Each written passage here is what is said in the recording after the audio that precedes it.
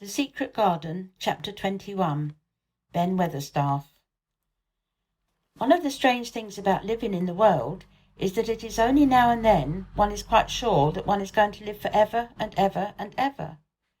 One knows it sometimes when one gets up at the tender, solemn dawn time and goes out and stands alone, throws one's head far back and looks up and watches the pale sky slowly changing and flushing and marvellous unknown things happening until the east almost makes one cry out and one's heart stand still at the strange, unchanging majesty of the rising of the sun, which has been happening every morning for thousands and thousands and thousands of years. One knows it then for a moment or so, and one knows it sometimes when one stands by oneself in a wood at sunset, and the mysterious deep gold stillness slanting through and under the branches seems to be saying slowly again and again something that one cannot quite hear, however much one tries. And then sometimes the immense quiet of the dark blue at night, with millions of stars waiting and watching, makes one sure. And sometimes a sound of far-off music makes it true, and sometimes a look in someone's eyes. And it was like that with Colin when he first saw and heard and felt the springtime inside the 4 high walls of a hidden garden. That afternoon the whole world seemed to devote itself to being perfect and radiantly beautiful and kind to one boy. Perhaps out of pure heavenly goodness the spring came and crowded everything it possibly could into that one place. More than once Dickon paused in what he was doing and stood still with a sort of growing wonder in his eyes, shaking his head softly. It's Gradely, he said. I'm 12 going on 13 and there's lots of afternoons in 13 years, but it seems to me like I never see one as Gradely as this here. Aye, it is a Gradely one, said Mary, and she sighed for mere joy. I warrant it's Gradely's one as ever was in this world. Does thou think, said Colin with dreamy carefulness, as happen it was made like this here all a purpose for me? My word, cried Mary admiringly, that there's a bit of good Yorkshire. Thou'rt certain first rate, that thou art. And delight reigned. They drew the chair under the plum tree, which was snow-white with blossoms and musical with bees. It was like a king's canopy, a fairy's king's. There were flowering cherry trees near, and apple trees whose buds were pink and white, and here and there one had burst open wide. Between the blossoming branches of the canopy bits of blue sky looked down like wonderful eyes. Mary and Dickon worked a little here and there, and Colin watched them. They brought him things to look at, buds which were opening, buds which were tight closed, bits of twigs whose leaves were just showing green, the feather of a woodpecker which had dropped on the grass, the empty shell of some bird hatched early. Dickon pushed the chair slowly round and round the garden, stopping every other moment to let him look at wonders springing out of the earth or trailing down from trees. It was like being taken in state round the country of a magic king and queen and shown all the mysterious riches it contained. I wonder if we shall see the robin, said Colin. I'll see him often enough after a bit, answered Dickon. When eggs hatches out, a little chap he'll be kept so busy it'll make his head swim.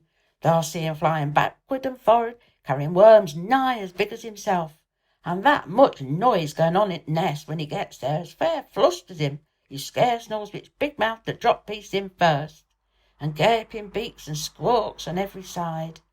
Mother says as when she sees the work a robin has to keep 'em gaping big filled, she feels like she was a lady with nothing to do.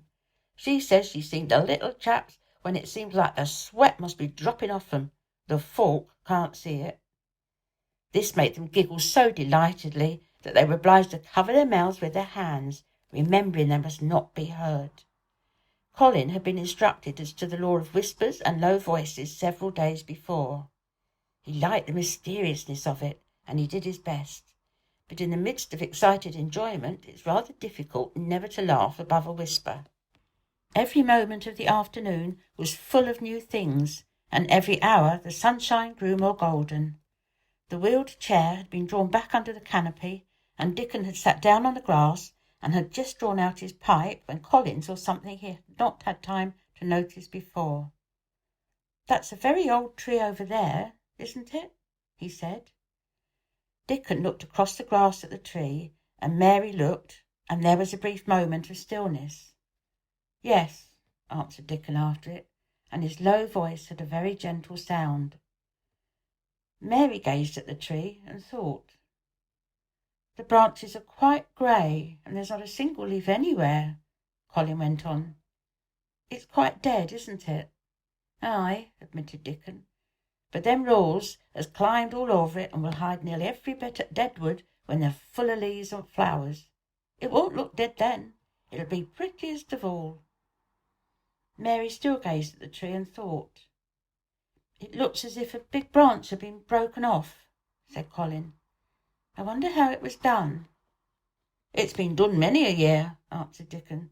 "Eh!" With a sudden relieved start, and laying his hand on Colin. "Look at Robin! There he is! He's been foraging for his mate." Colin was almost too late, but he just caught sight of him, the flash of red-breasted bird with something in his beak.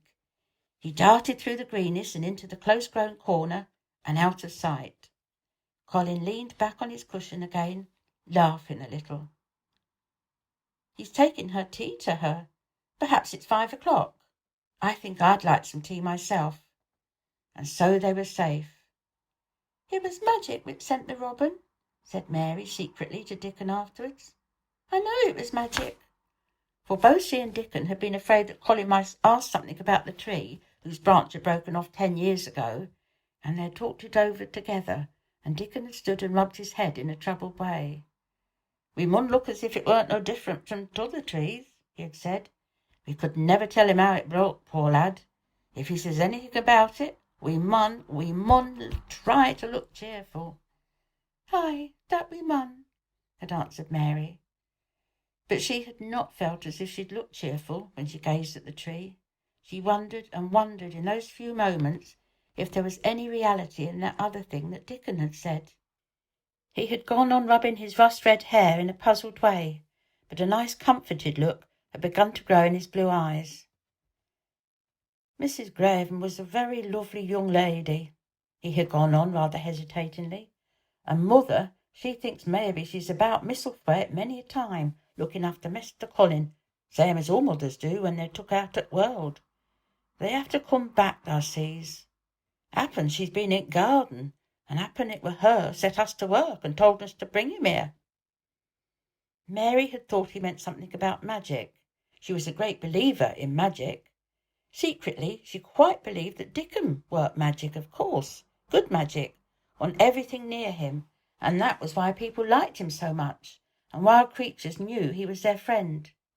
She wondered, indeed, if it were not possible that his gift had brought the robin just at the right moment when Colin asked that dangerous question. She felt that his magic was working all afternoon and making Colin look an entirely different boy. It did not seem possible that he could be the crazy creature who had screamed and bitten and beaten and bitten his pillow. Even his ivory whiteness seemed to change.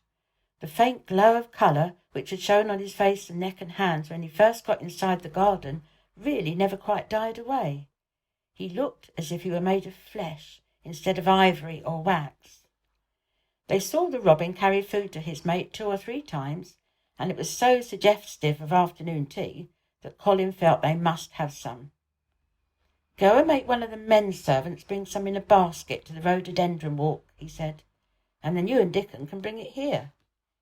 It was an agreeable idea, easily carried out, and when the white cloth was spread upon the grass with hot tea and buttered toast and crumpets, a delightfully hungry meal was eaten, and several birds on domestic errands passed to inquire what was going on, and were led into investigating crumbs with great activity.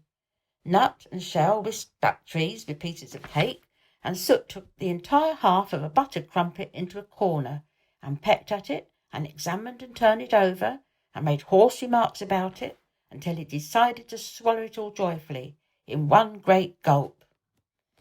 The afternoon was dragging towards its mellow hour. The sun was deepening the gold of its lances, the bees were going home, and the birds were flying past less often. Dickon and Mary were sitting on the grass. The tea basket was repacked, ready to be taken back to the house, and Colin was lying against his cushions, with his heavy locks pushed back from his forehead, and his face looking quite a natural colour. "I don't want this afternoon to go," he said, "but I shall come back tomorrow, and the day after, and the day after, and the day after."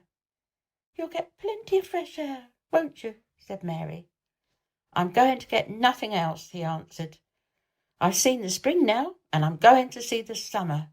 I'm going to see everything grow here. I'm going to grow here myself." "That thou will," said Dickon.